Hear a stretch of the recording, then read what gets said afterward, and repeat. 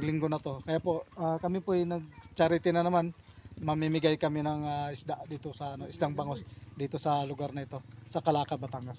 Sige po, samahan niyo kami sa sa pagbibigay ng isda.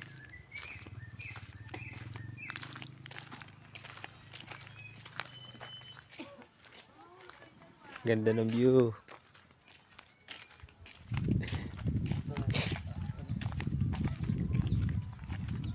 Hello po, good morning.